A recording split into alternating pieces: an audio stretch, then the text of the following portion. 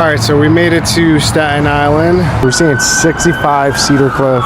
They're asking 1295. It's been on the market only 7 days, so hopefully it's still available when this video comes out.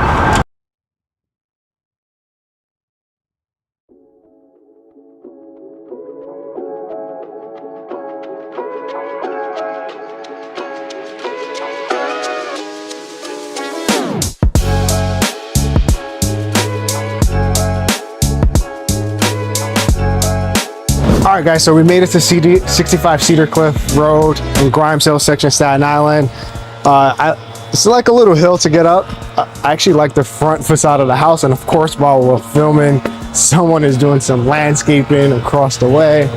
You have a two-car garage, two-car parking, uncovered parking straight ahead that we just bypassed. Now we're going to walk into home. And you're greeted with this beautiful staircase, nice curved staircase. I love this entryway. You have the seat here, you can take off your shoes. To the right, you have another landing area. Then we're gonna step down to one of the sitting spaces. I like how the ceiling height is really nice and tall, probably about 12 feet. You have central air throughout the home. You're facing west and you're facing south, so you're gonna get good afternoon light.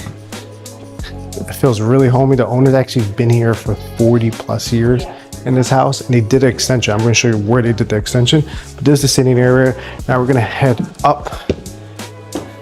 I was actually confused about the house. I thought behind the camera was the extension, but this was actually the extension. So from here, all of this was extended. Originally the house was a 1 bed, 1 bath, and the door actually entered here. So when the sellers had their baby, they extended it to create 3 bedrooms on this side of the house. So that said, we're in the formal dining space. It's a 10-seat table. You're on the Grimesdale. To the left, you have the original bathroom. I like the wallpaper actually here. It feels nice and cozy. Shower and tub is behind me. Straight ahead, this is the kitchen. The kitchen was actually originally here. They expanded it slightly, but it's a really nice big kitchen. You have the breakfast area here. You have the island. You have Viking appliances, the double oven. I love that. Double sink, and the nice big 6-burner Viking stove. Vents out.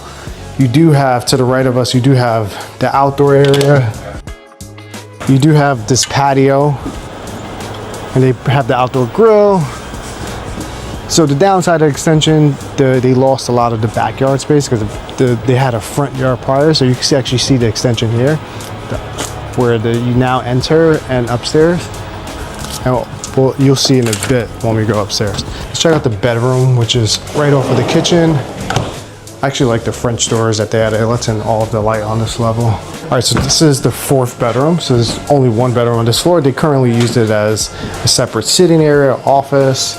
Their sellers were just watching TV. They have a camera system.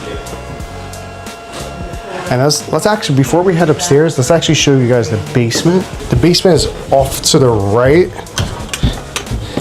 And they have a laundry to the left. They don't have a kitchen down here, but they put in a fridge for storage.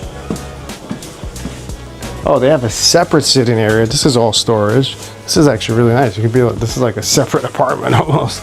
And then you walk down these stairs. So this probably was a part of the extension as well. It looks like they dug down. Yeah, you have a second sitting room here. So let's head upstairs. I'll show you guys the sleeping area. Now let's check out upstairs, which features all of the bedrooms. There's 4 bedrooms in this house. And so just one interesting thing about the house, and I know I mentioned it downstairs, this was the original house. Downstairs they made an extension. That's why most of the backyard was used for the extension. So, but this originally was the entire house. So essentially from the lower, like sitting space, you had a kitchen probably there at some point, but yeah, the house was almost doubled. So we're gonna head to the left first. This is the primary bedroom. And you can kind of see where they made the extension. They created a sunroom over here. That's definitely not original. Central air throughout the house. Really nice big bedroom. We're in Grimesdale, so you know it's very hilly over here. You can actually see the BQE straight ahead. And yeah, this you can fit a king size bed in here, no problem. This is the sunroom. Love this sunroom, and you can see the extension. This is where the extension was made here. They actually have solar panels, which is great. It'll save you some energy. Let's see where this leads out to. Oh, this is locked. This is like, you could probably enclose this to create a terrace, but it's cool to have this sunroom area. Ceiling height on this level is about, I would say, 9 feet. The owners still live here, but nice big walk-in closet. To the right here, you have the bathroom, ensuite bathroom. You have the jacuzzi tub. Behind the door, there is a stand-up shower. And you have the sink with the window, which is actually really nice. It lets in light. You're facing south on this side. Now let's check out the other bedroom. So this is the landing that we came from. I love the curved staircase. I love that arch window over here. It lets in some good light. Closet to the left. We're not gonna open up every single closet. To the right, we have the bedroom. This is one of the secondary bedrooms. It overlooks the neighbor's front yard. Here's the full bathroom. Then straight ahead, we have the larger of the 2 secondary bedrooms. And this one has really nice high ceilings. It actually has the tallest ceilings out of all of the 3 bedrooms on this floor. You have the vent here for the central air.